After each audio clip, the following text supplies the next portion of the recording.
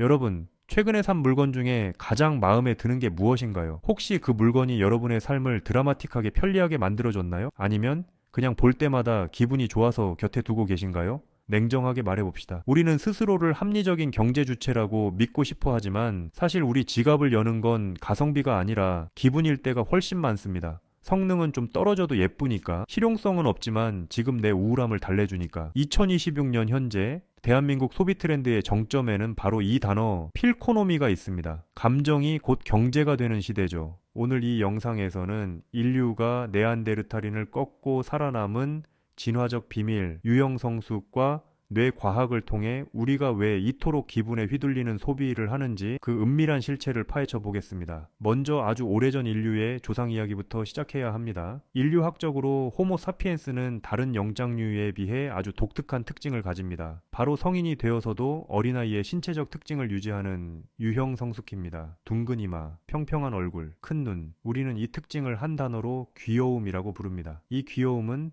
단순히 외모의 문제가 아니었습니다. 인류는 귀여운 외모를 선택함으로써 서로의 공격성을 낮추고 친화력을 높였습니다. 네안데르탈인이 더 강한 근육과 큰 뇌를 가졌음에도 멸종한 반면 상대적으로 약했던 호모사피엔스가 살아남은 비결은 바로 이 귀여움을 바탕으로 한 대규모 협력이었습니다. 이게 소비와 무슨 상관이냐고요? 우리 뇌는 진화 과정에서 시각적인 즐거움이나 정서적 교감을 주는 대상에 대해 도파민을 분출하도록 설계되었습니다. 즉, 필코노미의 핵심인 감성 아이템이나 귀여운 굿즈를 구매할 때 느끼는 만족감은 우리 조상들이 서로의 얼굴을 보며 친밀감을 느끼고 생존 확률을 높였던 그 원초적인 보상 회로와 맞닿아 있다는 뜻입니다. 우리는 지금 성능을 사는 게 아닙니다. 수만 년 전부터 우리 뇌에 각인된 생존을 위한 긍정적 신호, 즉 안도감과 행복감을 결제하고 있는 것이죠. 물론 마케터들은 이 사실을 아주 잘 알고 있습니다. 그들은 우리가 제품의 상세 페이지를 읽기 전 0.1초 만에 와, 예쁘다, 혹은 이거 갖고 싶다는 감정을 느끼게 유혹합니다. 뇌과학적으로 분석해보면 물건의 가격과 성능을 비교하는 전전두엽보다 즉각적인 보상과 쾌락을 담당하는 중뇌의 보상 회로가 훨씬 더 빠르고 강력하게 작동하기 때문입니다. 영상 초반에 언급했듯 호모사피엔스의 진짜 힘은 개개인의 천재성이 아니라 모방 능력에 있었습니다. 네안데르탈인이 혼자서 뛰어난 도구를 발명하고도 전파하지 못해 잊혀질 때 우리 조상들은 옆집 사람이 만든 투창기를 그대로 따라 만들며 지식을 누적했습니다. 이 훌륭한 따라쟁이 기질이 인류 문명을 만들었죠.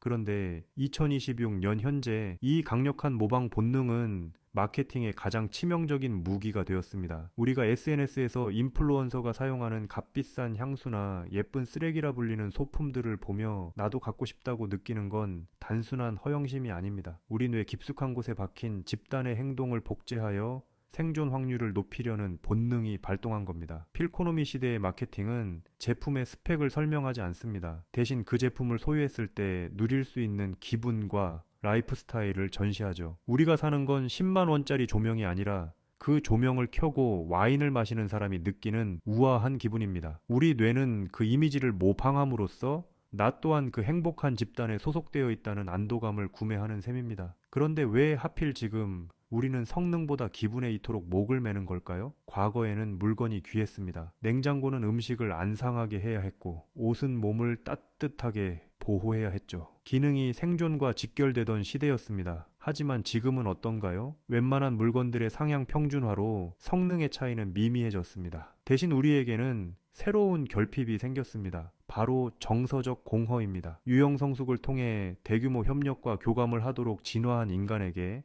현대사회의 파편화된 관계는 일종의 진화적 오류를 일으킵니다. 뇌는 끊임없이 이 타인과 연결되고 긍정적인 자극을 주고받길 원하는데 현실은 그렇지 못하죠. 이때 기분을 자극하는 소비는 가장 빠르고 저렴한 해결책이 됩니다. 스트레스를 받은 날 매운 음식을 시켜 먹거나 귀여운 캐릭터 상품에 지갑을 여는 행위는 뇌의 보상 회로에 즉각적인 전기를 공급합니다. 성능이 주는 만족감은 서서히 느껴지지만 기분이 주는 만족감은 번개처럼 빠르기 때문입니다. 결국 필코노미는 현대인의 외로운 뇌가 보내는 구조 신호일지도 모릅니다. 하지만 문제는 이 만족의 수명이 너무나 짧다는 겁니다. 도파민은 금방 사라지고 남는 건 카드 명세서와 공간만 차지하는 물건들 뿐이죠. 우리가 필코노미의 실체를 알아야 하는 이유가 바로 여기 있습니다. 우리의 본능은 이용당하기 쉽지만 다행히 인간의 뇌에는 뇌 가소성이라는 또 다른 무기가 있습니다. 훈련을 통해 반응의 경로를 바꿀 수 있다는 뜻이죠. 마케팅에 휘둘리지 않고 내 기분을 컨트롤하는 가장 강력한 방법은 역설적으로 우리 뇌의 가장 늦게 발달하는 부위인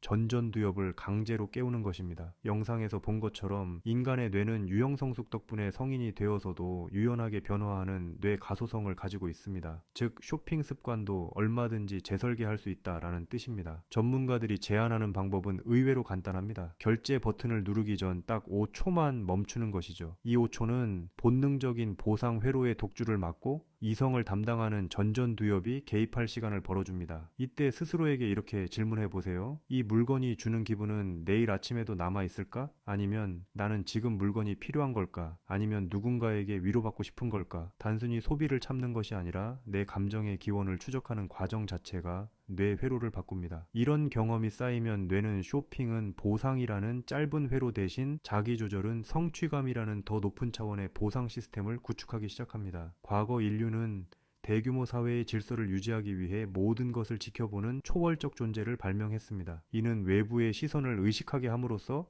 개인의 충동을 억제하는 장치였죠. 필코노미 시대의 우리에게도 이런 장치가 필요합니다. 다만 그것은 외부의 신이 아니라 나만의 내면적 질서여야 합니다. 물건을 사서 기분을 전환하는 대신 돈이 들지 않으면서도 내 뇌에 긍정적인 신호를 줄 수 있는 나만의 의식을 만들어 보세요. 10분간의 산책, 좋아하는 음악 감상, 혹은 오늘 하루의 감정을 기록하는 일기 쓰기 같은 것들입니다. 오늘 준비한 내용은 여기까지입니다. 여러분의 소비가 기분 좋은 중독이 아닌 기분 좋은 성장이 되길 바랍니다. 영상이 도움되셨다면 구독과 좋아요 부탁드립니다. 감사합니다.